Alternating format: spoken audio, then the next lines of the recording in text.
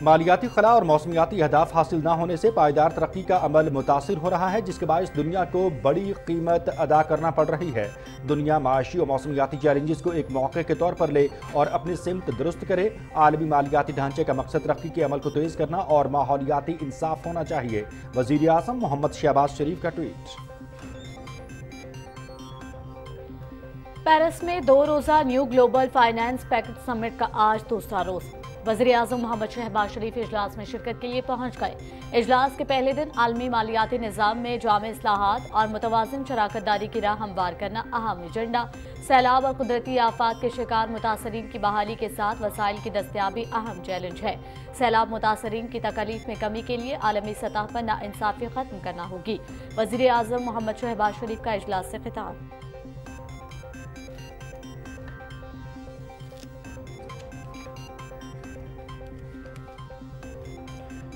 وزیر خارجہ بلاول بھٹو زرداری کا ترک وزیر خارجہ حکیم فدان کو ٹیلی فون۔ ترکیہ کا وزیر خارجہ بننے پر مبارکباد۔ دونوں ملکوں کے اسٹریٹجک تعلقات مزید مستحکم کرنے کے عزم کا اعادہ۔ نور انٹرنیشنل یونیورسٹی لاہور کے طلباء طالبات اور فیکلٹی ممبران کا جناح ہاؤس کا دورہ۔ بابا قوم کا گھر قومی اثاثہ تھا۔ مشتعل ہجوم کی شرپسندی اور تخریب کاری انتہائی قابل مذمت ہے۔ وفد کا مشترکہ اعلامیہ۔ شہدائے پاکستان کو سلام۔ راہ حق کے شہیدوں کو پوری قوم خراج عقیدت پیش کرتی ہے۔ سپاہی عبدالرحیم شہید انتہائی نڈر سپاہی تھے۔ گوجرخان کے علاقے سے تعلق رکھنے والے سپاہی عبدالرحیم شہید نے 23 جولائی 2020 کو وطن عزیز کے دفاع کے لیے اپنی جان کا نذرانہ پیش کیا۔ امریکہ کی بھارتی حکومت کی طرف سے منظم انداز میں اقلیت کش اقدامات کی مذمت۔ مودی سرکار امتیازانہ پالیسیوں اور قوانین کے ذریعے اقلیتوں کی مذہبی آزادی سلب کر رہی ہے۔ حجاب بندی اور مذہب تبدیل کرنے کی پابندی بھارت کو انتہا پسند ہندوستان بنانے کے اقدامات ہیں۔ امریکی کمیشن برائے مذہبی آزادی کا بائیڈن سے مودی کے ساتھ صورتحال اٹھانے کا مطالبہ۔ غیر قانونی طور پر بھارت کے زیر قبضہ جموں و کشمیر میں بھارتی فوج کی ریاستی دہشت گردی کی تازہ کارروائی۔ ضلع کپواڑہ میں 4 بے گناہ کشمیری نوجوان شہید۔ فوج نے نوجوانوں کو موہل کے علاقے میں تلاشی اور محاصرے کی کارروائی کے دوران شہید کیا۔ Kashmir media service. بھارتی ریاست منی پور میں پرتشدد واقعات جاری۔ مغربی امپھال میں مسلح افراد اور آسام رائفلز کے درمیان جھڑپیں۔ فائرنگ کے تبادلے میں آسام رائفلز کے 2 اہلکار زخمی۔ منی پور میں 3 مئی سے جاری پرتشدد واقعات میں اب تک 115 افراد ہلاک، 300 سے زائد زخمی اور ہزاروں بے گھر ہو چکے ہیں۔ بھارتی میڈیا۔ امریکی کوسٹ گارڈز کی لاپتہ آبدوز ٹائٹن میں سوار تمام افراد کی ہلاکت کی تصدیق۔ ہمیں مسافروں کے کھونے کا بہت افسوس ہے۔ لاپتہ آبدوز میں پاکستانی بزنس مین شہزادہ داؤد اور ان کے بیٹے سلیمان داؤد سمیت 5 افراد سوار تھے۔ امریکی کوسٹ گارڈز کے ریئر ایڈمرل کی میڈیا بریفنگ۔ ملک کے بیشتر علاقے شدید گرمی کی لپیٹ میں۔ پنجاب، سندھ اور بلوچستان کے اکثر علاقوں میں شدید گرمی۔ محکمہ موسمیات کی 2 دن مزید گرمی اور ہیٹ ویو کی پیشگوئی۔ طبی ماہرین کا شہریوں کو بلا ضرورت گھر سے نہ نکلنے کا مشورہ۔ NDMA کی جانب سے احتیاطی تدابیر کی ایڈوائزری جاری ہے۔ برلن میں اسپیشل اولمپکس، پاکستانی ایتھلیٹس کی شاندار کارکردگی۔ سائیکلنگ میں پاکستان کے عثمان قمر اور زینب علی رضا کے گولڈ میڈلز۔ سفیر عابد رضوی کا چاندی کا تمغہ۔ پاور لفٹنگ میں حیدر احمد اور ماریہ منظور نے چاندی اور کانسی کے تمغے جیت لیے۔ اور چیئرمین پاکستان کرکٹ بورڈ کا انتخاب 27 جون کو ہوگا۔ نیا بورڈ آف گورنرز تشکیل۔ ذکا اشرف اور مصطفیٰ رمدے بورڈ آف گورنرز میں نامزد۔ 4 ریجن اور 4 ڈپارٹمنٹس بھی بورڈ میں شامل۔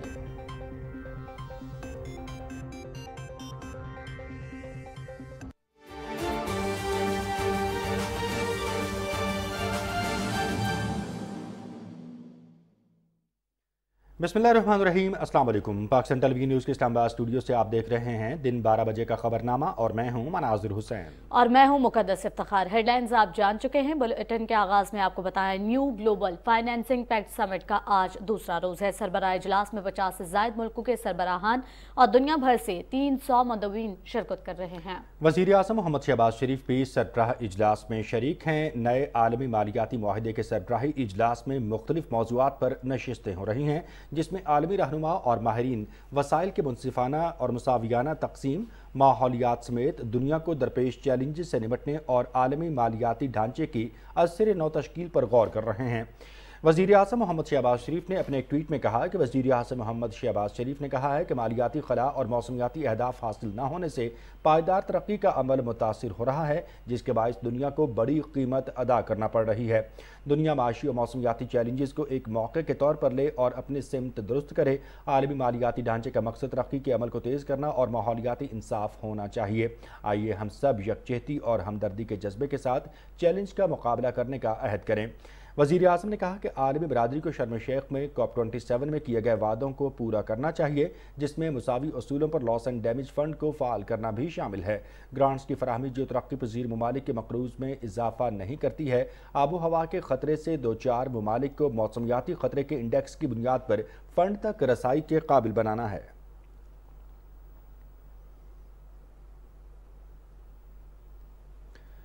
वज़ीर आज़म मोहम्मद शहबाज शरीफ कहते हैं कि दुनिया को अमन का गहवारा बनाने के लिए इंसाफ पर मबनी माशी निज़ाम नागुज़ीर है। जनूबी मुल्क अगर मुसीबत में होंगे तो शुमाली ममालिक कैसे महफूज रह सकते हैं। उन्होंने ये बात पेरिस में new global financing pact summit में दरपेश आलमी माशी सूरत हाल से निपटने के लिए मालियाती इक़दामात के मौजू पर गोल मेज़ कॉन्फ्रेंस से खिताब करते हुए कही।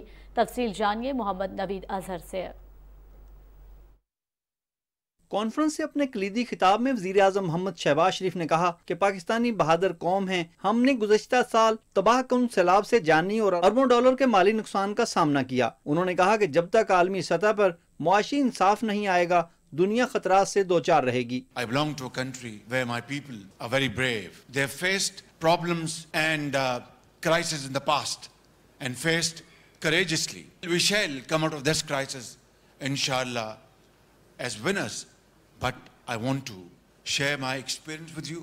Unless and until we come out with a fair, equitable and judicious formula of distribution of resources, financial resources, this world will never live in peace, will never live in happiness. If North is progressing, we are very happy. This must also be remembered that if South is in trouble, how can North be in peace?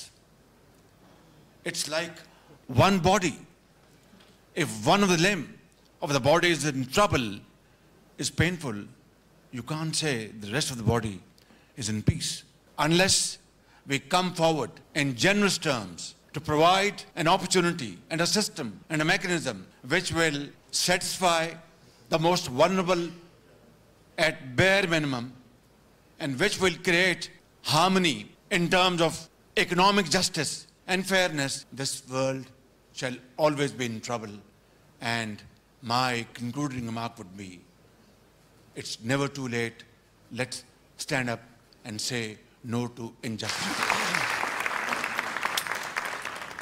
वज़ीर आज़म ने कहा कि हमें माहौलियाती मसाइल से पैदा शुदा मुश्किलात पर काबू पाने के लिए कर्ज लेना पड़ते हैं। उन्होंने कहा कि दुनिया को वसाइल की मुनसिफाना तकसीम की पॉलिसी मुरतब करना होगी। This is not fair that on one hand you are ready to provide everything for defense of a country or countries. That is perfectly okay. But when it comes to the question of saving thousands and thousands of people from dying, then you have to borrow money at a very high cost. Then you have to go and beg and borrow and further deteriorate your already very precarious financial situation. तकरीब से यूरोपीय union के सदर Charles Michael और दूसरे आलमी रहनुमाओं ने भी खिताब किया। उन्होंने कहा कि माहौलियाती तहफ़्फ़ुज़, कुदरती आफात और वबाओं से निमटने और दुनिया को दरपेश मुश्किलात के हल के लिए मुश्तरका काविशों की ज़रूरत है। Mohammad Naveed Azhar, Pakistan television news. वज़ीर ख़ारिजा बिलावल भुट्टो ज़रदारी ने ट्वीट में कहा है कि तुर्की के वज़ीर ख़ारिजा हक्कान फ़क़दान से बात करते हुए बहुत खुशी हुई। پاکستان اور ترکیہ کے درمیان تصویراتی تعلقات کو مزید مضبوط بنانے کے لیے ان کے ساتھ مل کر کام کرنے کا منتظر ہوں۔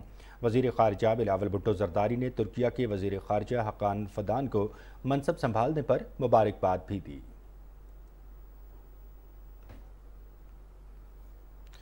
سپریم کورٹ میں سویلینز کے آرمی ایکٹ کے تحت ٹرائل کے خلاف مقدمے کی سماعت جاری ہے۔ چیف جسٹس امرتا بندیال کی سربراہی میں 7 رکنی لارجر بینچ سماعت کر رہا ہے۔ پنجاب حکومت نے 9 مئی کے واقعات میں ملوث زیر حراست ملزمان کا ڈیٹا سپریم کورٹ میں جمع کرا دیا۔ تفصیل معلوم کرتے ہیں اعجاز حسین سے۔ اعجاز، ہمیں تفصیلات سے آگاہ کیجیے گا۔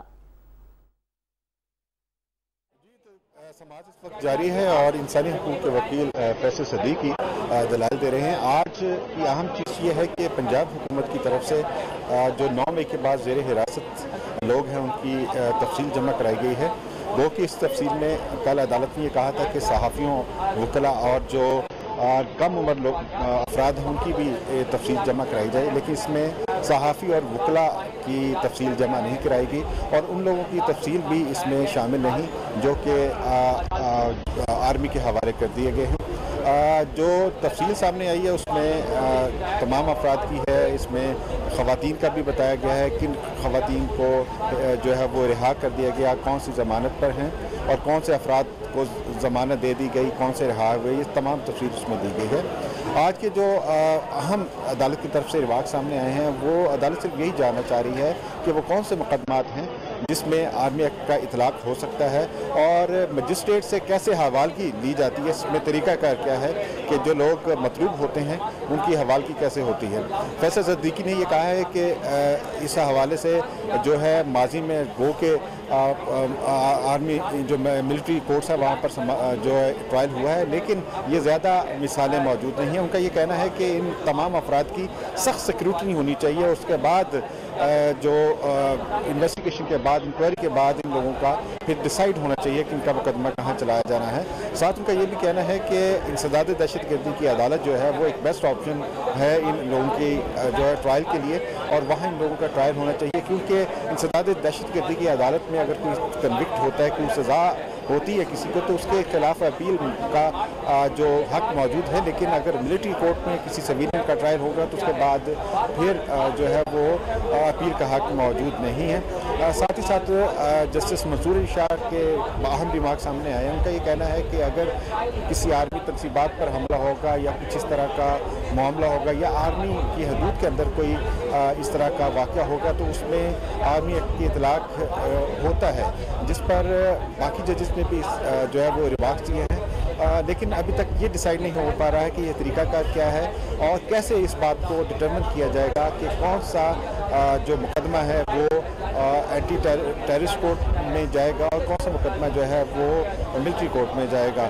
اسی حوالے سے عدالت بار بار سوال جو ہے وہ وکلا سے کر رہی ہے۔ آج جو ہے وہ اگر دلائل وکلا کے درخواست گزار کے وکلا کے جو مکمل ہوتے ہیں تو اس کے بعد پھر اٹارنی جنرل سے تفصیلات عدالت پوچھے گی۔ جی، اٹارنی جنرل سے تفصیلات عدالت پوچھے گی۔ اعجاز حسین ہمیں تفصیلات سے آگاہ کر رہے تھے، بہت شکریہ آپ کا۔ آگے بڑھتے ہوئے آپ کو بتائیں کہ قومی اسمبلی کا اجلاس ڈپٹی اسپیکر زاہد اکرم درانی کی زیر صدارت اس وقت جاری ہے۔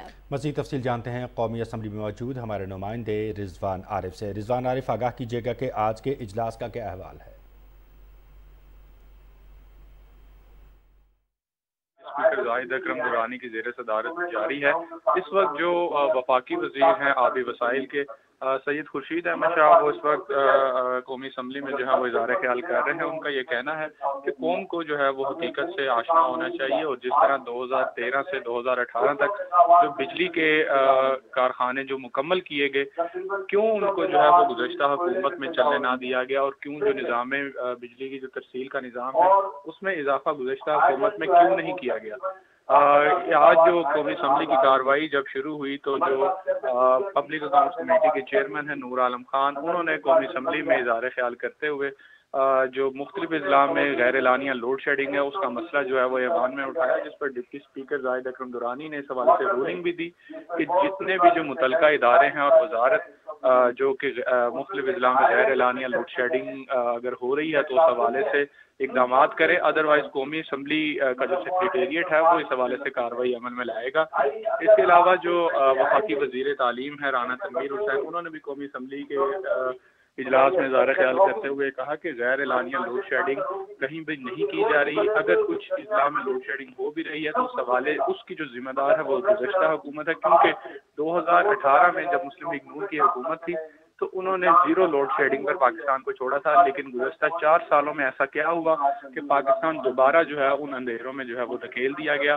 ان کا یہ بھی کہنا تھا کہ اگر اب بھی پاکستان کی عوام نے اگر انہیں موقع دیا تو وہ دوبارہ لوڈ شیڈنگ جو ہے اس کو بالکل ختم کر دیں گے, اور اس کے علاوہ جو بجلی کا نظام ترسیل ہے اس میں بھی جو ہے وہ اضافہ کریں گے. بہت شکریہ رضوان عارف آپ کا ہمیں قومی اسمبلی کے اجلاس کے حوالے سے آگاہ کرنے کے حوالے سے, جو کہ ڈپٹی اسپیکر زاہد اکرم درانی کی صدارت میں جاری ہے. مزید خبروں میں آپ کو بتائیں گے کہ اسلام آباد ہائی کورٹ نے 9 مئی سے متعلقہ واقعات میں تھانہ ترنول میں درج مقدمے میں اسد عمر اور شاہ محمود قریشی کی 10 جولائی تک عبوری ضمانت منظور کر لی ہے. عدالت نے 1-1 لاکھ روپے مچلکوں کے عوض ضمانت منظور کی.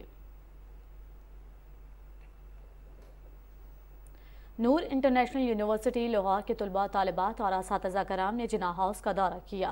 وفد نے دورے کے موقع پر گفتگو میں کہا کہ بابا قوم کا گھر قومی اثاثہ تھا جس پر مشتعل ہجوم کی جانب سے شرپسندی اور تخریب کاری انتہائی قابل مذمت ہے.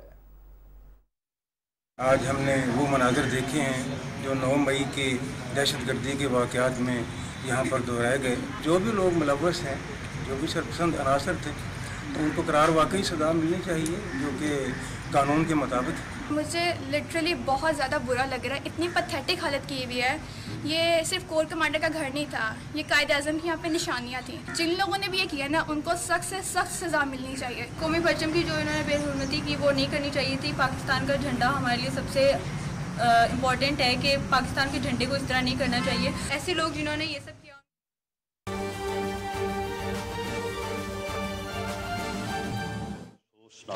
اندوناک حادثہ جو ہے یہ کشتی ڈوبنے والا ہوا ہے, اس کے متعلق میں معزز ایوان کو جو ہے وہ آگاہ کرنا چاہوں گا کہ یہ جون 10 کو یہ جو ہے کشتی جس کی کیپیسٹی تو بتایا جا رہا ہے کہ 400 کے قریب تھی, لیکن اس میں 700 کے قریب جو ہے وہ لوگوں کو سوار کر کے جو ہے وہ لے جانے کی کوشش کی گئی, اور جو راستے میں جو ہے وہ حادثے کا شکار ہوئی. اور اس میں جو پاکستانیز ہیں ان کی جو تعداد اب تک کی انفارمیشن کے مطابق معلوم ہوئی ہے وہ تقریباً 350 ہے, اور اس میں جو 104 لوگ سروائیو ہوئے ہیں ان میں سے پاکستانی کی تعداد ابھی تک جو ہے وہ صرف 12 ہے. اس لیے اس حادثے میں یعنی انسانی جانوں کے نقصان کا جو ہے وہ یعنی نمبر جو ہے وہ کافی بڑا ہو سکتا ہے. شاید اس سے پہلے کسی بھی حادثے میں یا ایون جو دہشت گردی کے واقعات ہوتے رہے ہیں تو اتنا نمبر جو ہے وہ شاید کسی حادثے میں بھی نہ ہو جو یعنی اندازہ کیا جا رہا ہے. اللہ کرے کہ اور لوگ جو ہے وہ سروائیو کر جائیں اور مل جائیں, لیکن یہ تعداد جو ہے وہ نمبر جو ہے وہ بہت زیادہ جو ہے وہ معلوم ہو رہا ہے. 82 جو ہے وہ ڈیڈ باڈیز ابھی تک ریکور ہوئی ہیں, ان کے اسپیسیمنٹ جو ہیں وہ حاصل کر لیے گئے ہیں, اور فورینزک لیبارٹری اور نادرا کے ذریعے سے ان کے آئیڈینٹیفیکیشن کی جو ہے وہ کوشش کی جا رہی ہے. ابھی تک پاکستان میں 281 فیملیز نے جو ہے یہ رابطہ کیا ہے, اور انہوں نے یہ کہا ہے کہ ان کے جو پیارے ہیں یا ان کے جو بچے ہیں وہ اس حادثے کا شکار جو ہے وہ ہو سکتے ہیں. تو اس سلسلے میں جو ہے یہ باقاعدہ جو ہے وہ ڈیسک قائم کر دیے گئے ہیں تاکہ ان فیملیز کے ساتھ تمام فیملیز کے ساتھ جو ہے وہ رابطہ کیا جا چکا ہے. ان کے ڈی این ایز اور جو ہے وہ حاصل کر لیے گئے ہیں, اور یہ معاملہ جو ہے وہ ان پروگریس ہے, اور بھرپور طور پہ کوشش ہو رہی ہے کہ جیسے جیسے جو ہے یہ آئیڈینٹیفیکیشن کا عمل مکمل ہو تو ان ڈیڈ باڈیز کو جو ہے وہ لایا جا سکے. اب تک 193 کے قریب جو ہے وہ DNA سیمپل جو ہے وہ ہم کلیکٹ کر چکے ہیں۔ اس سلسلے میں ایک ہائی لیول انکوائری کمیٹی جو ہے وہ وزیر اعظم نے مقرر کی ہے۔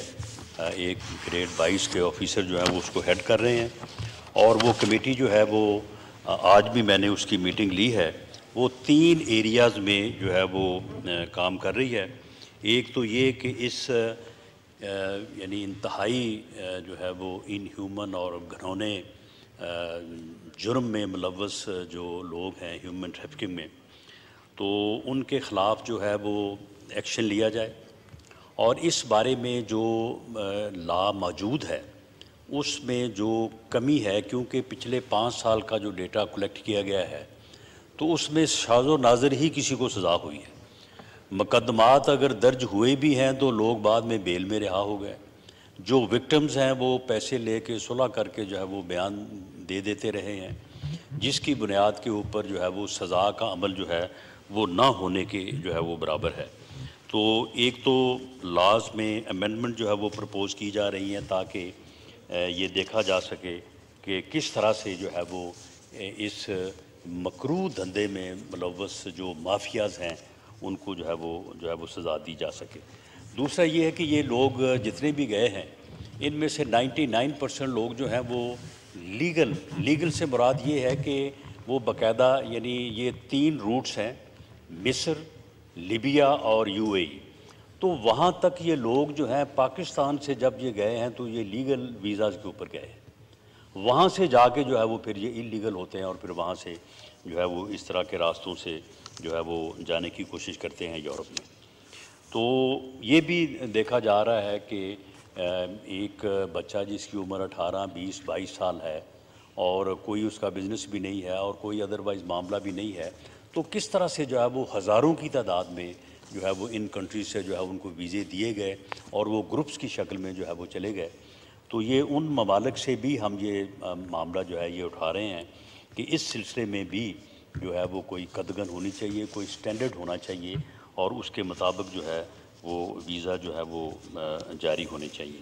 تو میں اس معزز ایوان کو یقین دلاتا ہوں کہ اس بارے میں کوئی کوتاہی جو ہے وہ نہیں رکھی جائے گی، اور انشاءاللہ تعالیٰ اس بارے میں بڑی کمپریہنسو جو ہے ڈیٹیلڈ ریکمنڈیشنز جو ہے وہ کمیٹی جو ہے وہ لے کے آئے گی، جس کو گورنمنٹ اپروو کرے گی۔ جو لاز میں امینڈمنٹ کی ضرورت ہے وہ بھی کیا جائے گا، اور اس وقت بھی جو آفیشلز ہیں ان کا بھی اور جو ملوث مجرم ہیں ان کے اوپر بھی کریک ڈاؤن جو ہے وہ کیا جا رہا ہے، اور ان سب کو جو ہے وہ قرار واقع جو ہے وہ سزا دی جائے گی۔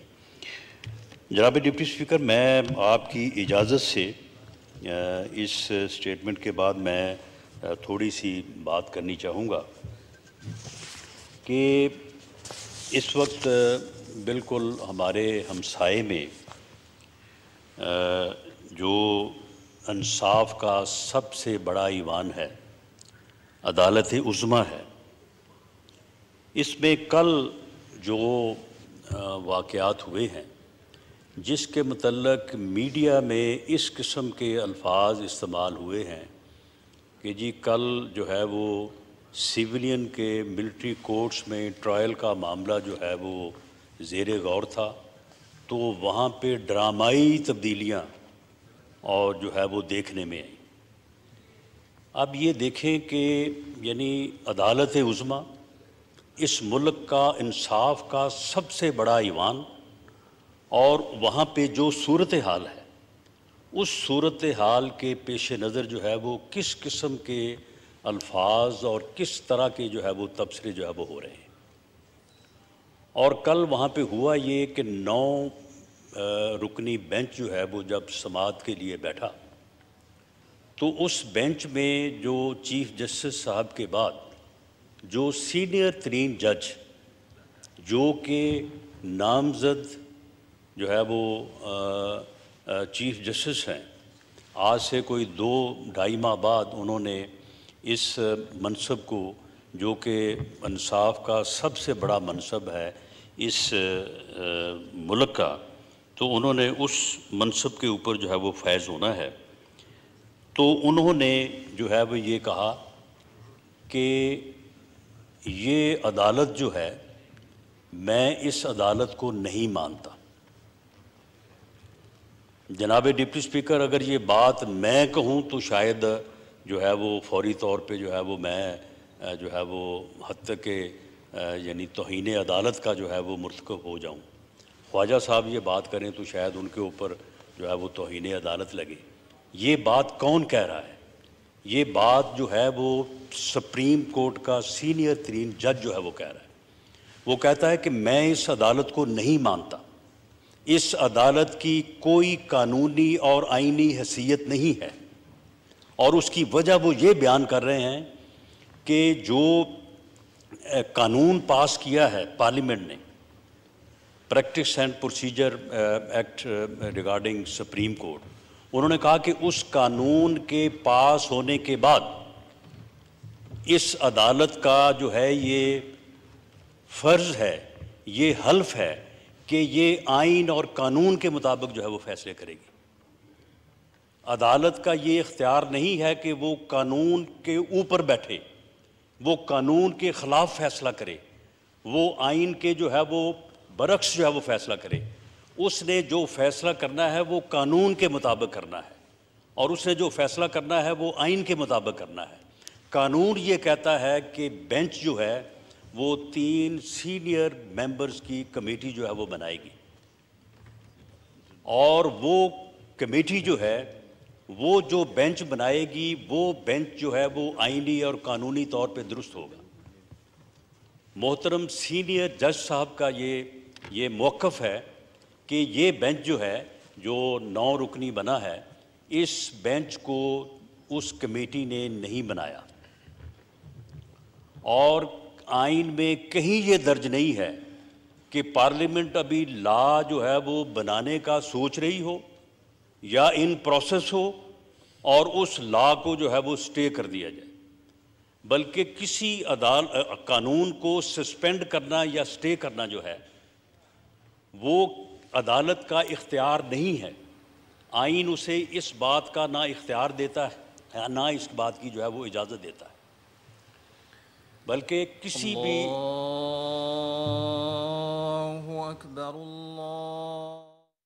قومی اسمبلی میں اظہار خیال کر رہے تھے وفاقی وزیر داخلہ رانا ثناء اللہ، اور اپنے اظہار خیال میں ان کا یہ کہنا تھا کہ یونان کشتی حادثے کی تفصیلات شیئر کرتے ہوئے کہ 400 کی گنجائش والی کشتی میں 700 افراد سوار تھے، 350 پاکستانی حادثے کا شکار ہوئے ہیں، 104 جو افراد زندہ بچے ہیں اس کشتی حادثے میں، اس میں صرف 12 پاکستانی شامل ہیں، 82 میتوں کی شناخت کا عمل جاری ہے، 281 خاندانوں نے اس سلسلے میں حکومت سے رابطہ کیا ہے۔ وزیر اعظم نے معاملے پر کمیٹی تشکیل دی ہے، ملوث ملزموں کو قرار واقعی سزا دی جائے گی۔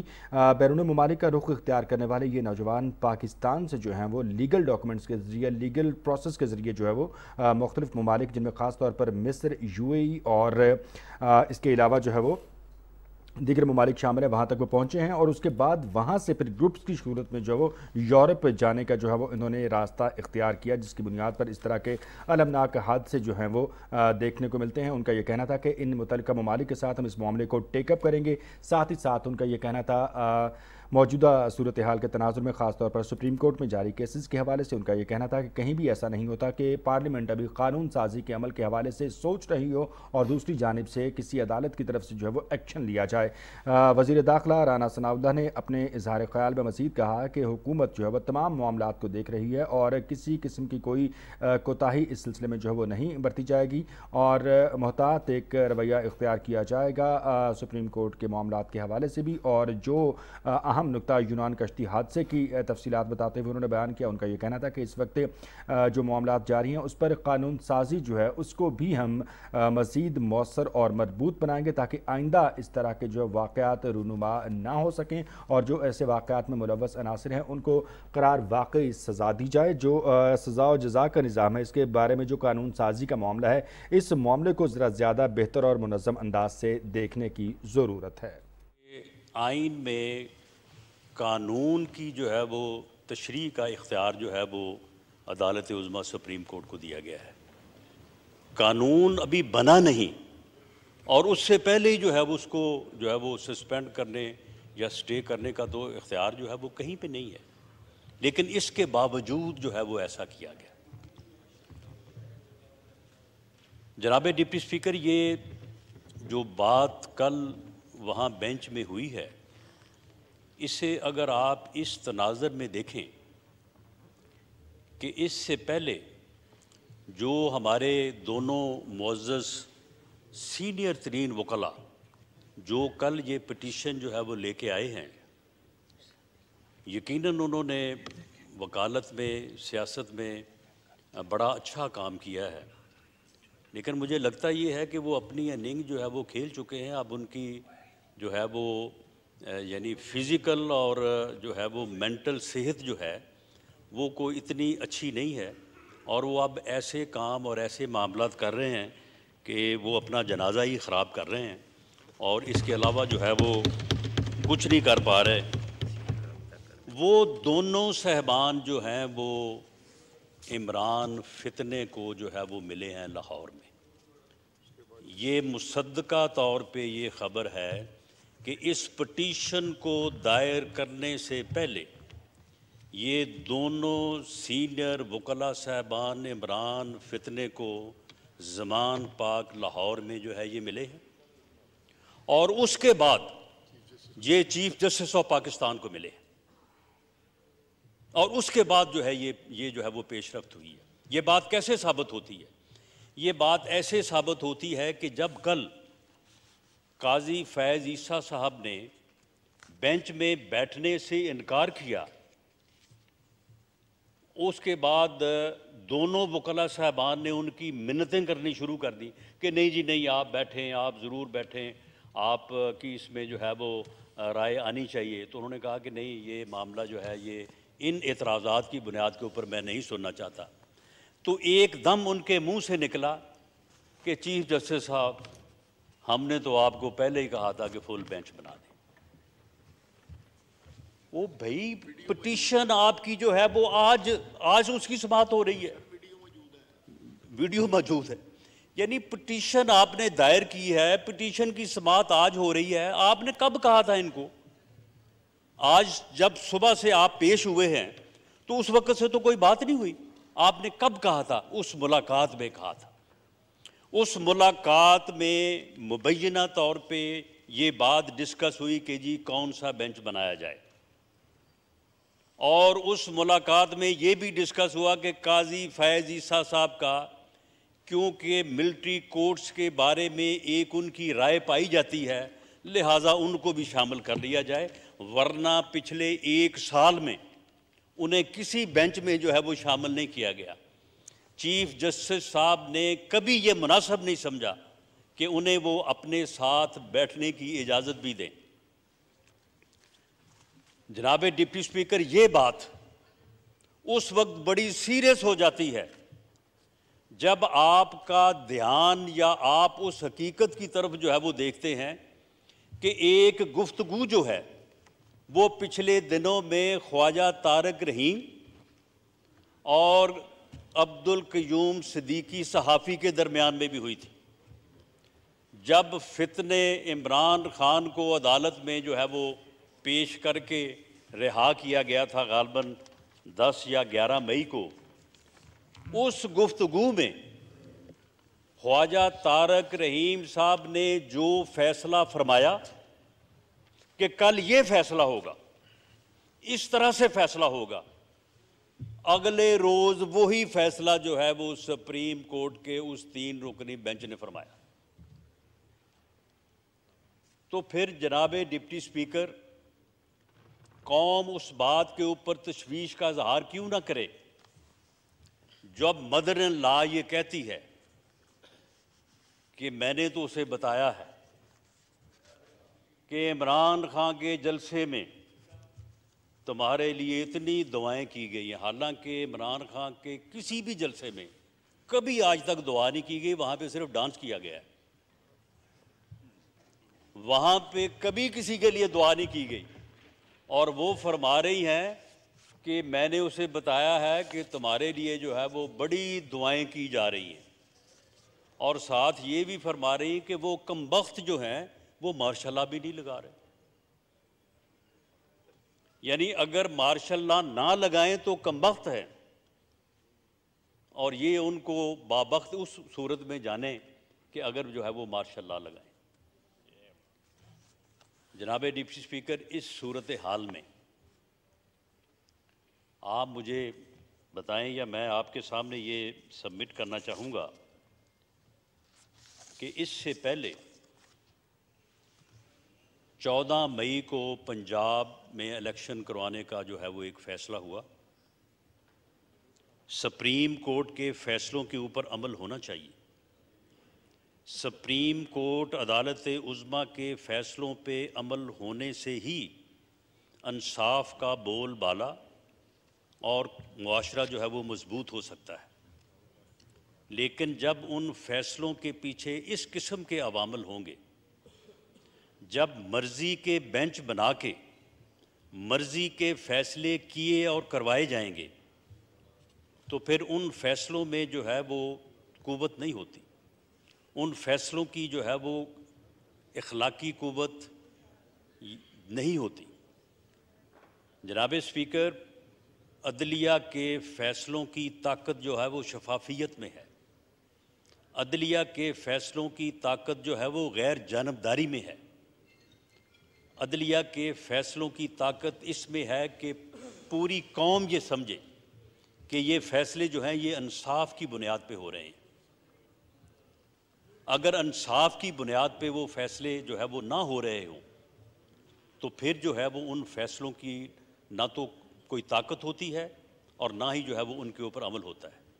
مجھے افسوس سے یہ کہنا پڑ رہا ہے کہ 14 مئی کو پنجاب میں الیکشن کروانے کے فیصلے کے اوپر عمل نہیں ہو سکا، اور وہ فیصلہ جو ہے وہ اب تاریخ کا حصہ ہے۔ لیکن اس فیصلے کے ساتھ ساتھ اور بھی بہت ساری چیزیں جو ہیں وہ تاریخ کا حصہ ہے۔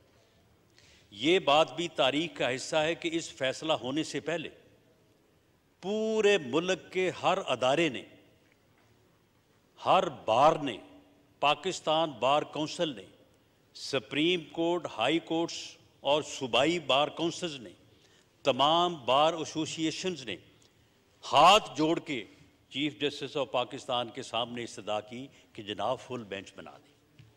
فل بینچ کا جب فیصلہ آئے گا، جب اجتماعی دانش جو ہے وہ کار فرما ہوگی، تو اس سے جو ہے وہ معاملات جو ہیں وہ ریزالو ہوں گے۔ اس پارلیمنٹ نے تھرو ریزولوشن جو ہے وہ سبمٹ کیا کہ جناب فل بینچ بنا دیا جائے، اور فل بینچ میں جو فیصلہ کیا جائے گا اس فیصلے کو پوری قوم تسلیم کرے گی، پارلیمنٹ تسلیم کرے گی، بار ایسوسی ایشنز تسلیم کریں گی۔ لیکن اس کے باوجود جو ہے وہ فل بینچ نہیں بنایا گیا، اور وہی پھر جو ہے وہ 5 رکنی جو ہے وہ بینچ، جو پہلے جو ہے وہ 7 رکنی تھا، 7 سے وہ 5 ہوا، 5 سے جو ہے وہ پھر 3 رہ گیا، اور اس نے جو ہے وہ فیصلہ کیا۔ اسی فیصلے کو جو ہے وہ مسلط کرنے اور اس کے اوپر عمل درآمد کرنے کی جو ہے وہ کوشش کی گئی۔ نتیجہ جو ہے وہ آپ کے سامنے ہے۔ اب کل جناب ڈپٹی اسپیکر آپ دیکھیں کہ کل جب 9 ممبرز کا بینچ بیٹھا، اس میں 2 سینئر ممبرز نے جو ہے وہ اعتراض کیا۔ اپنا اعتراض کرنے کے بعد وہ آن ریکارڈ ہیں کہ ہم ریکیوز نہیں کر رہے، ہم یہ کیس سننے سے انکار نہیں کر رہے، ہم اپنے آپ کو بینچ سے وڈرا نہیں کر رہے۔ ہمارا یہ اعتراض ہے کہ جب تک پریکٹس اینڈ پروسیجر ایکٹ جو ہے اس کا فیصلہ نہیں کیا جاتا، اس وقت تک یا تو اس قانون کے اوپر جو ہے وہ عمل کیا جائے اور اس کے مطابق وہ کمیٹی جو ہے وہ بینچ مقرر کرے، اور اگر وہ کمیٹی جو ہے وہ بینچ مقرر نہیں کرتی تو پھر جو ہے وہ ہم اس بینچ کا حصہ نہیں بنیں گے۔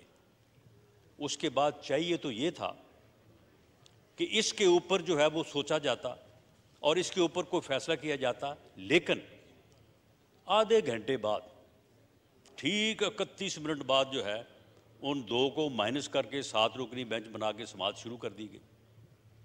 سپریم کورٹ کے رولز کے مطابق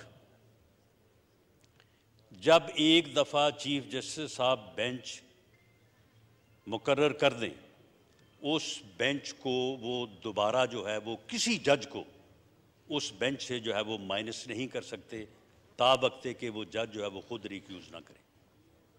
लेकिन कल ये फौरी तौर पे जो है वो ये भी जो है वो किया गया। और इस बात में क्या जल्दी है, क्या तेज़ी है, किस बात की जो है वो ये जो है वो पूरी कौम को जो है वो ये बात जो है ये समझ आ रही है। लेकिन मामला ये है कि इसमें जिस किस्म के रवैये जो है वो अपनाए जा रहे हैं, इनका एंड रिज़ल्ट जो है वो कोई दुरुस्त नहीं है।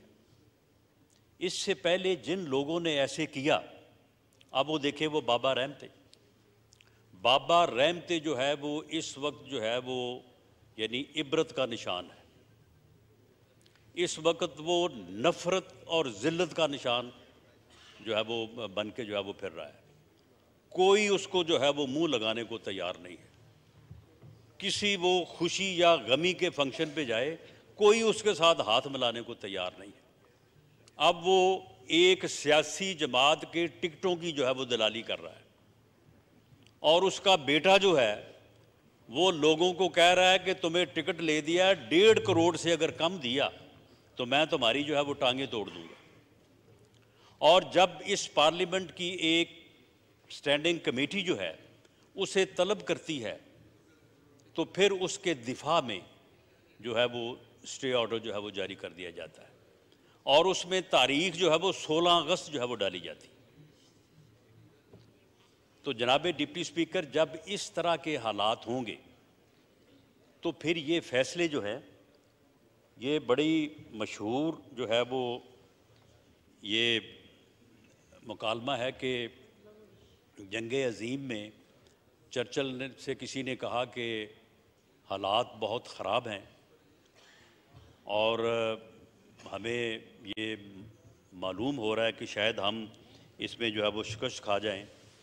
तो उसने कहा कि क्या हमारी अदालतें जो हैं, हमारे जज जो हैं वो इंसाफ कर रहे हैं? तो उन्होंने कहा जी बिल्कुल, हमारी अदालतें, हमारे जज साहबान जो है वो इंसाफ कर रहे हैं। तो उसने कहा कि फिर कोई फ़िक्र नहीं है। अगर हमारी अदालतें और हमारे जज जो है वो इंसाफ कर रहे हैं तो फिर हमें कोई नहीं हरा सकता, फिर हम जीतेंगे इंशाअल्लाह ताला, फिर हम इस बहरान पे काबू पाएंगे। जनाब डिप्टी स्पीकर, आज हम जिस बहरान से दो चार हैं, मुझे ये कहने दीजिए कि इस बहरान से ना निकलने की शायद एक वजह ये भी है कि हमारी अदालतें और हमारे जज साहबान जो हैं वो इंसाफ नहीं कर रहे, बल्कि वो इन लाज का जो है वो शिकार है या वो सियासत कर रहे हैं। और ये बात भी एक सीनियर जज ने अपने फैसले में ही लिखा है कि पॉलिटिशियंस इन रो। ये हमने नहीं कहा, ये उन्होंने ही कहा है कि जो है वो जजेस जो हैं वो अपने जो सरकारी उनका जो ऑफिशियल लिबास है तो उसमें जो है वो पॉलिटिशियन जो है वो नज़र आ रहे हैं। तो जनाब डिप्टी स्पीकर, अगर और फिर देखें, यानी किसी जगह पे मदन लॉ का मामला है, किसी जगह पे सन लॉ है।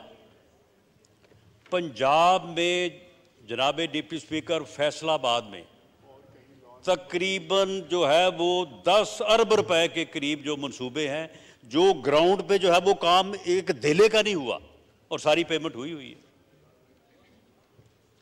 और डिस्ट्रिक्ट जुडिशरी और डिस्ट्रिक्ट लेवल पे जजेस जो हैं वहाँ पे वो सन लॉ जाते हैं और जाके जो है वो मर्जी के फैसले हासिल करते हैं।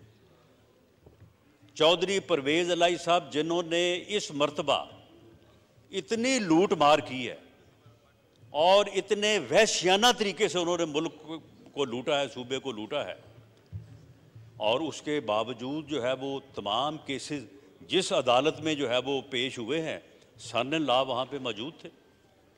सन लॉ जो है वो या सुबह को वहाँ पे मौजूद थे या रात को होके चले गए थे, और चौधरी साहब पेश हुए हैं तो साथ ही जनाब वो केस जो है वो उसमें बेल नहीं हुई, डिस्चार्ज हो गए।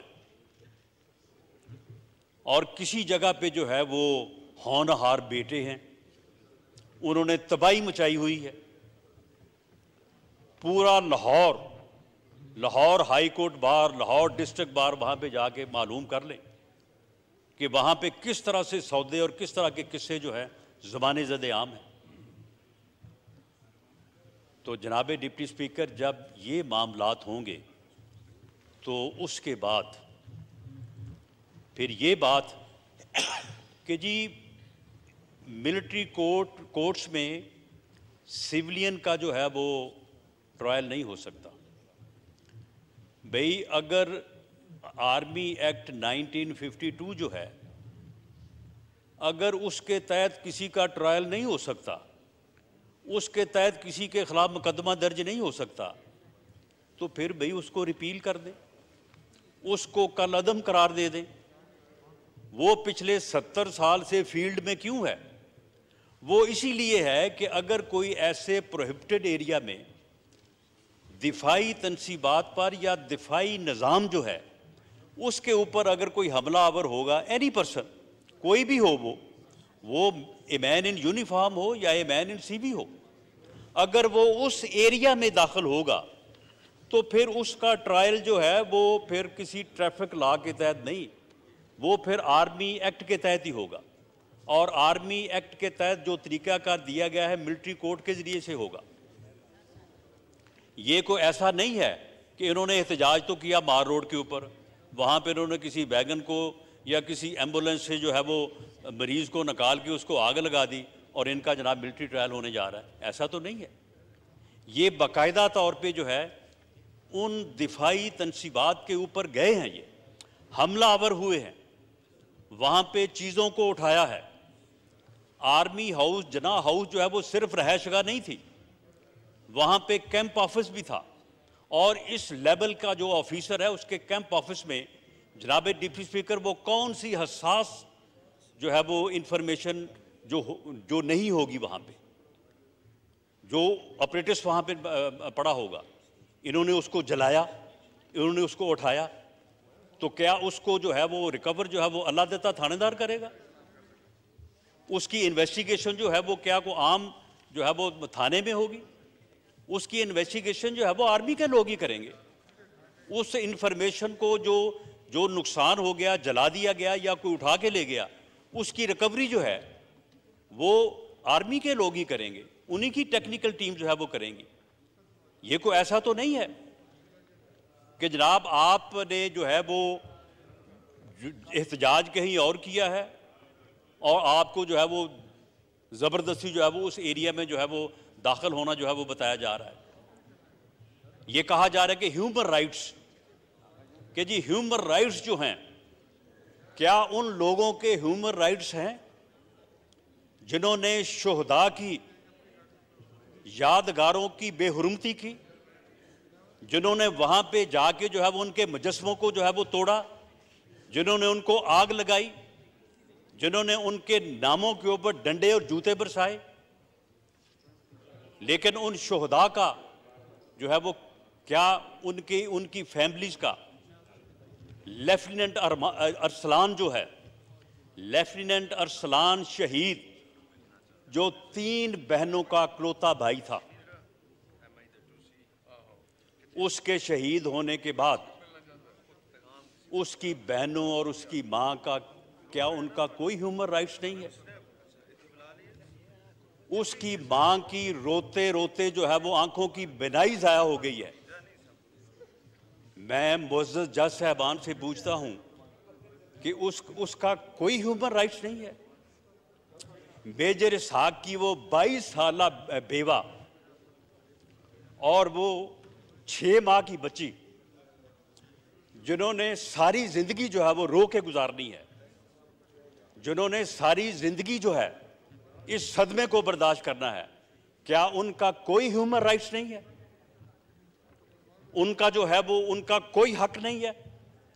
सिर्फ इन लोगों का हक है कि जो साजिश करें, जो मनसूबाबंदी करें और मनसूबाबंदी करके जो है ये दिफाई तनसीबात के ऊपर और दिफा के प्राइम अदारे के ऊपर हमलावर हो जाएं, ये शुहदा की यादगारों की बेहुरमती करें, शुहदा की फैमिलीज को जो है वो आंसुओं में से रुलाएं और उसके बाद कहेंगे जी हमारे ह्यूमन राइट्स हैं, इसलिए हमें हाथ ना लगाया जाए।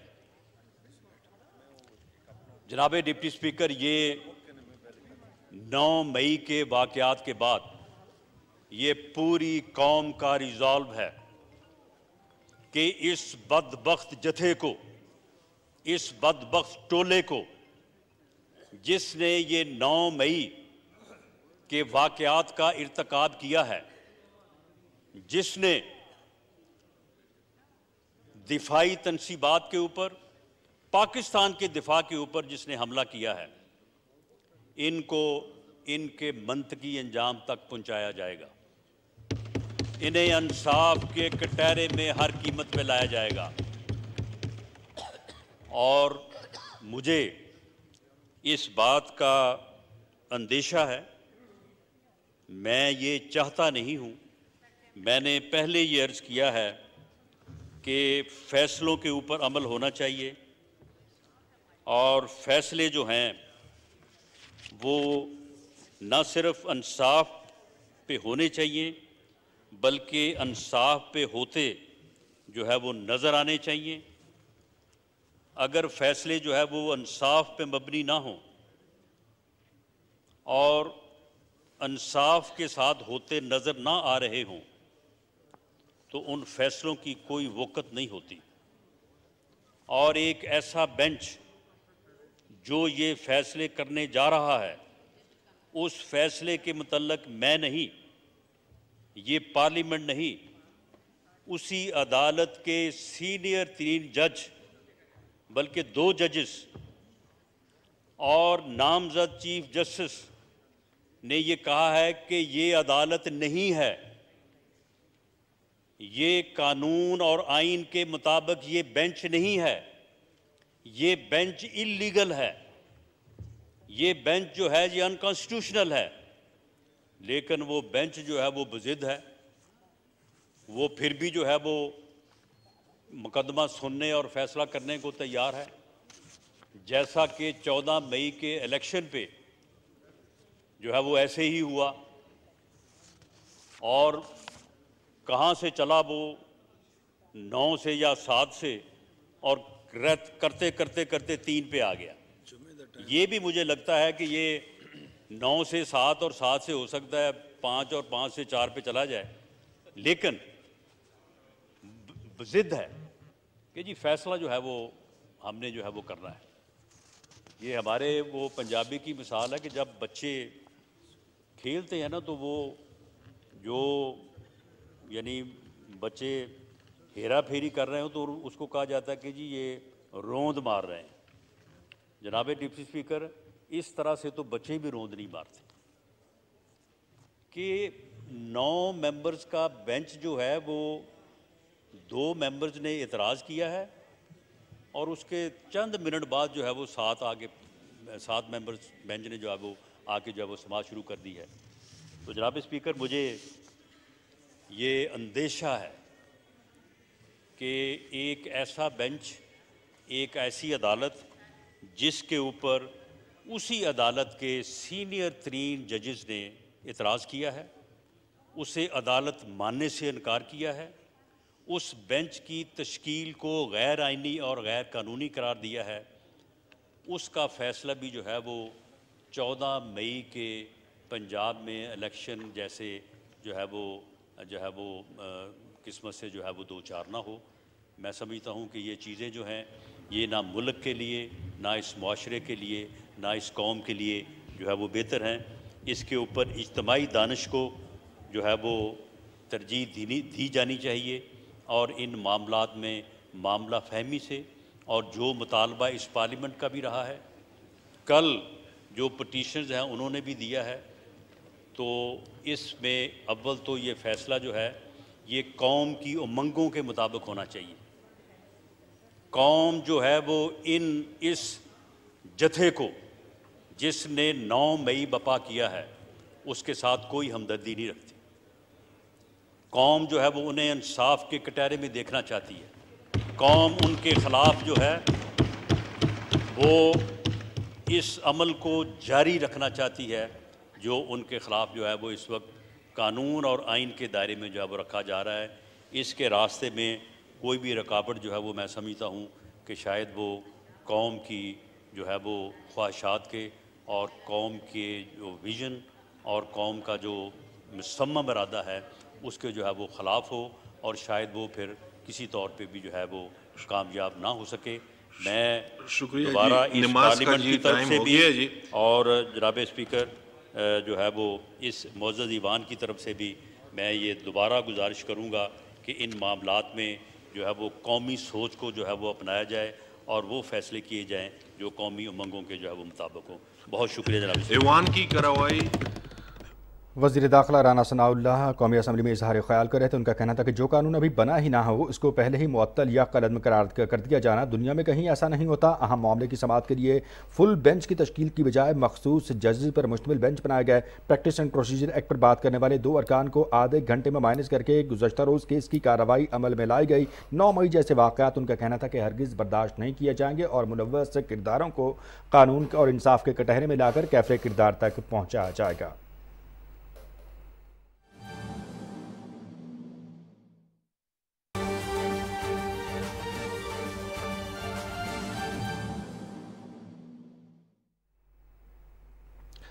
اہم خبر سے آپ کو آگاہ کریں گے۔ وزیر اعظم شہباز شریف کی یورپی کمیشن کی صدر سے ملاقات۔ وزیر اعظم محمد شہباز شریف نے یورپی کمیشن کی صدر ارسلا وان ڈر لائن سے ملاقات کی ہے۔ دونوں رہنماؤں میں ملاقات نئے عالمی مالیاتی معاہدے سے متعلق سربراہی اجلاس کے موقع پر ہوئی۔ وزیر اعظم نے رواں سال 9 جنوری کو جنیوا میں منعقدہ ریزیلینٹ پاکستان کانفرنس میں شرکت پر یورپی کمیشن کی سربراہ کا شکریہ ادا کیا۔ اہم خبر سے آپ کو آگاہ کر رہے ہیں۔ وزیر اعظم محمد شہباز شریف کی ملاقات ہوئی ہے یورپی یونین کی صدر ارسلا وان ڈر لائن سے اور وزیر اعظم محمد شہباز شریف نے شکریہ ادا کیا ان کا 9 جنوری کو رواں سال جنیوا میں منعقدہ ریزیلینٹ پاکستان کانفرنس میں شرکت کرنے پر۔